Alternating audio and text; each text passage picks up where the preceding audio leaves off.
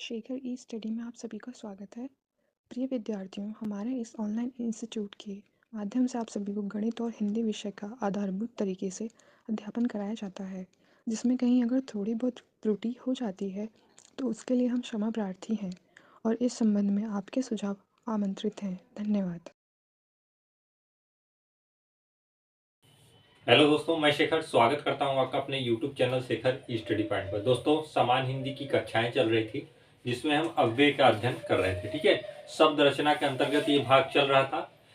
आपने शब्द रचना को 5 प्रकार से देखा था। अगर आपने पहले के पार्ट नहीं देखे हैं तो शब्द रचना के लगभग 24 पार्ट आ चुके हैं। आज उसी क्रम में 25वां पार्ट होगा। ठीक है, शब्द रचना के 24-25 पार्ट आ चुके हैं, क्योंकि इसमें संज्ञा से लेके अव्यय तक निपात सारी चीजों की चर्चाएं की गई हैं। इसलिए वो भी विस्तृत तरीके से, मतलब आप इस तरीके से बताया गया है कि आप उसे नोट्स के माध्यम से अपने हैंड राइटिंग में उसे लिख सकते हैं। ठीक है, तो आप अवश्य देखिएगा, प्लेलिस्ट बनी हुई, प्लेलिस्ट में जाके देख लीजिएगा। तो शब्द रचना को जो हमने 5 प्रकार से विभाजन करके बताया था, उसमें मैं रूप, विकार या बनावट के आधार पर बता रहा था आपको। ठीक है, देखिए ध्यान से सुनिएगा। अगर आप पीछे से कनेक्ट रहेंगे तभी आगे के पार्ट आपको समझ में आते हैं। अगर आप पीछे से नहीं पार्ट अगर नहीं देखे हैं, सीधे पार्ट देखते हैं तो थोड़ा बहुत आपको दिक्कत होती है। इसलिए जो मैं बोल रहा हूँ उसे आप ध्यान से सुनेंगे। देखिए, मैंने बताया था रूप, विकार या बनावट के आधार पर 2 प्रकार के होते हैं, विकारी शब्द और अविकारी शब्द। विकारी शब्द के अंतर्गत मैंने संज्ञा, सर्वनाम, क्रिया, विशेषण बताया था। अविकारी आपका चल रहा था। अविकारी में मैंने अव्यय को आपको बताना शुरू किया था। अव्यय को भी मैंने 4 प्रकार से विभाजित किया था, क्रिया विशेषण अव्यय, संबंध बोधक, समुच्चय बोधक और विस्मयादि बोधक। ये 4 प्रकार से मैंने अव्यय को विभाजित किया था। उसके बाद मैंने बताया था कि निपात को मैं थोड़ा सा आपको अव्यय से अलग करके उसका विभेद बताऊंगा। ठीक है, तो अव्यय में जो क्रिया विशेषण अव्यय था उसको मैंने पूरा कंप्लीट करा दिया है। क्रिया विशेषण अव्यय को भी मैंने 4 तरीके से आपको बताया था, कालवाचक, स्थानवाचक, परिमाणवाचक और रीतिवाचक क्रिया विशेषण अव्यय। ये चारों प्रकार मैंने बता दिया है। अगर आपने नहीं देखा है तो इन्हें भी देख लीजिएगा। ठीक है, अव्यय में क्रिया विशेषण अव्यय समाप्त हो चुका है। अब दूसरा है आपका संबंधवाचक अव्यय। ठीक है, क्रिया विशेषण अव्यय आपको पूर्णतः बता दिया गया।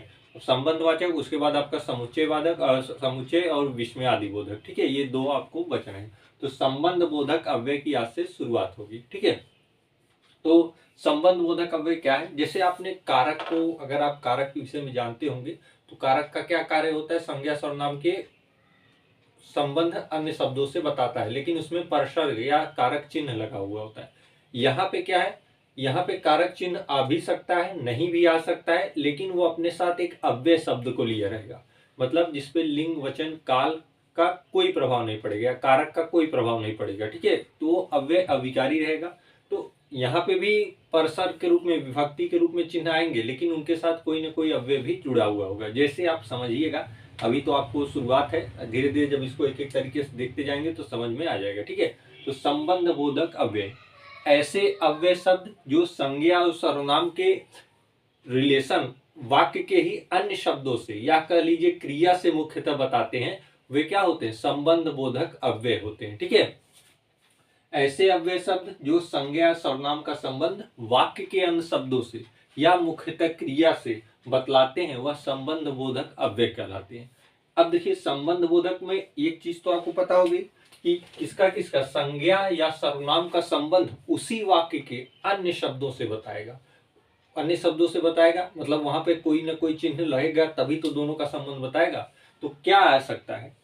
के बिना आ सकता है, के साथ आ सकता है, के अलावा, वास्ते, आसपास, आर पार, के विपरीत, की जगह, की तरफ, की ओर आदि। मतलब बहुत सारे ऐसे शब्द आपको मिलेंगे। देखिए, इनमें परसर्ग चिन्ह भी है, लेकिन इनके साथ एक एक ना एक अव्यय भी जुड़ा है। अगर परसर्ग चिन्ह है तो उनके साथ अव्यय भी जुड़ा हुआ है। तो इन्हें भी आगे आप समझेंगे कि कैसे इनको साथ लेके और कैसे इनको अलग करके हम पहचानेंगे कि संबंध बोधक अव्यय क्या है। फिलहाल आप जानते रहिएगा कि अव्यय शब्द में ये ऐसे सारे शब्द आपको मिलेंगे, तो वो क्या होंगे? वो वाक्य क्या होगा? संबंध बोधक अव्यय के अंतर्गत आएगा। जैसे आप उदाहरणों को देखिएगा, स्कूल के सामने खेल का मैदान है, तो देखिए यहाँ पे जो लगा है के सामने खेल का मैदान है, बाजार के आगे रेलवे स्टेशन है, मैं घर से दूर पहुंच चुका था, तुम घर के भीतर जाओ। तो देखिए, यहाँ स्कूल का संबंध क्या है? खेल के मैदान से है। तो क्या कौन चीज दर्शा रहा है? के सामने, स्कूल के सामने खेल का मैदान है। तो संज्ञा और सर्वनाम का संबंध वाक्य के अन्य शब्दों से दर्शा रहा है। स्कूल का संबंध किससे दर्शा रहा है? खेल के मैदान से। कौन सा? के सामने शब्द। तो यहाँ पे कौन सा होगा? संबंध बोधक अव्यय होगा। ठीक है। बाजार के आगे रेलवे स्टेशन है, तो बाजार का संबंध रेलवे स्टेशन से कौन सा? के आगे। ये दर्शा रहा है ना, यही कहा है ना कि संज्ञा या सर्वनाम का संबंध वाक्य अन्य शब्दों से दर्शाता है, वही क्या होता है? संबंध बोधक अव्यय होता है। तो ये क्या है? संबंध बोधक अव्यय है। ये भी क्या है? संबंध बोधक अव्यय है। मैं घर से दूर पहुंच चुका था, मतलब घर की स्थिति का बता रहा है, किससे रिलेट कर रहा है? से दूर। तो यहाँ पे क्या है? संबंध बोधक अव्यय है। तुम घर के भीतर जाओ, तो ये भी क्या है? ये सारे क्या है? संबंध बोधक अव्यय। ठीक है। तो इस तरीके से आप पहचानेंगे, ये सारे शब्द आपको संबंध बोधक अव्यय में मिलेंगे। ठीक है। तो आइए संबंध बोधक अव्यय के विभाजन को देख लेते हैं, फिर उन विभाजन में भी उप विभाजन है, उन्हें भी देखेंगे। ठीक है। तो आइए पहले देखते हैं संबंध बोधक को कितने प्रकार में विभाजित किया गया है। देखिए, संबंध बोधक अव्यय के भेद की अगर बात करते हैं तो संबंध बोधक अव्यय के 3 भेद हैं: प्रयोग के आधार पर, अर्थ के आधार पर और व्युत्पत्ति के आधार पर। ठीक है। प्रयोग के आधार पर संबंध बोधक अव्यय, अर्थ के आधार पर और व्युत्पत्ति के आधार पर संबंध बोधक अव्यय। अब देखिए, प्रयोग के आधार पर भी आपको संबंध बोधक 2 तरीके से पढ़ना है: सविभक्तिक और निर्विभक्तिक। ठीक है। सविभक्तिक और निर्विभक्तिक। तो प्रयोग के आधार पर जो आप पढ़ेंगे इन 2 फॉर्म में पढ़ेंगे। ठीक है। बाकी मैं अर्थ के आधार पर, व्युत्पत्ति के आधार पर भी आपको बताऊंगा। शुरुआत में करता हूं प्रयोग के आधार पर संबंध बोधक अव्यय के भेद। ठीक है। उसमें मैं सविभक्तिक और निर्विभक्तिक आपको बताऊंगा। ठीक है। तो आइए शुरुआत करते हैं सविभक्तिक। देखिए, प्रयोग के आधार पर हम पहला पढ़ेंगे संबद्ध या सविभक्तिक संबंध बोधक अव्यय। ठीक है। देखिएगा, नाम से स्पष्ट है सविभक्तिक, मतलब इनमें जो अव्यय शब्द होगा वो उसके साथ कोई न कोई किसी तरीके की विभक्ति लगी हो सकती है। ठीक है। सविभक्तिक है मतलब विभक्ति या परसर्ग चिन्ह लगा होगा। कैसे लगा होगा उसे समझते हैं। पहले जान लेते हैं कि संबद्ध या सविभक्तिक संबंध बोधक अव्यय क्या होता है।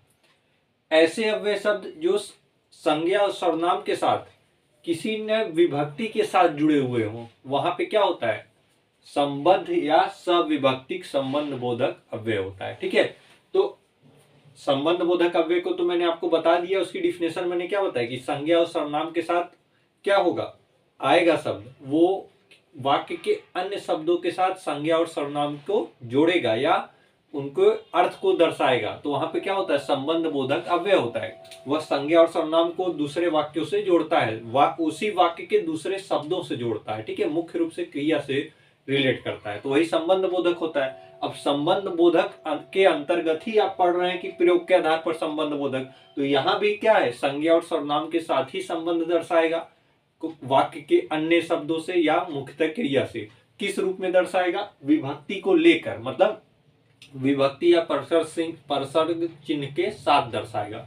तो कह सकते हैं ऐसे अव्यय शब्द जो संज्ञा और सर्वनाम के बाद विभक्ति के साथ आते हैं, मतलब संज्ञा और सर्वनाम के बाद विभक्ति के साथ वो अव्यय शब्द आए और उसी वाक्य में अन्य शब्दों से उसके रिलेशन को दर्शाएं, वहां पे क्या होता है?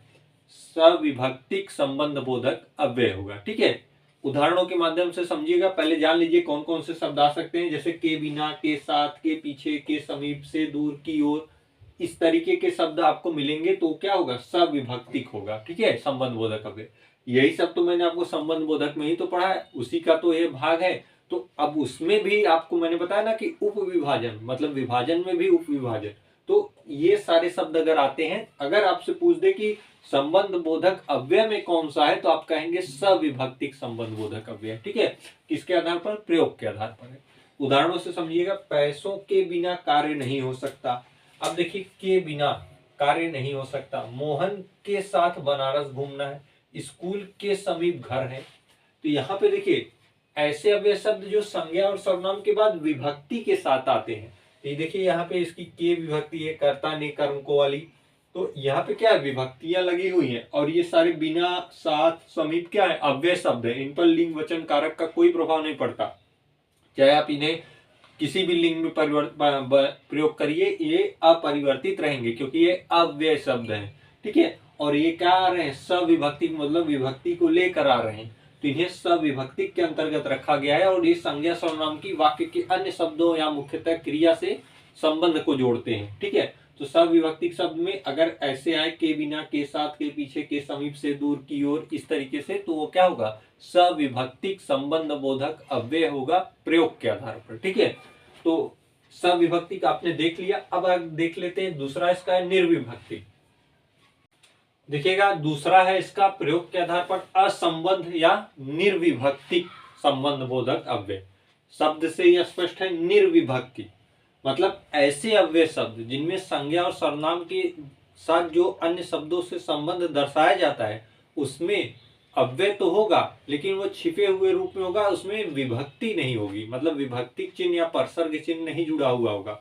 तो ऐसे अव्यय शब्द जो संज्ञा और सर्वनाम के बाद विभक्ति रहित आए, अगर शब्द आ रहे हैं तो वो विभक्ति रहित है, मतलब उनमें कोई विभक्ति नहीं जुड़ी है, में पर से इस तरीके की कोई विभक्ति नहीं जुड़ी होगी, तो वो क्या है, निर्विभक्तिक है। ठीक है, या आप कह सकते हैं असंबद्ध है। ठीक है, तो जिस तरीके से संबद्ध आपने देखा, विभक्ति विभक्तिक देखा, उसी का जस्ट विपरीत है निर्विभक्तिक या असंबद्ध।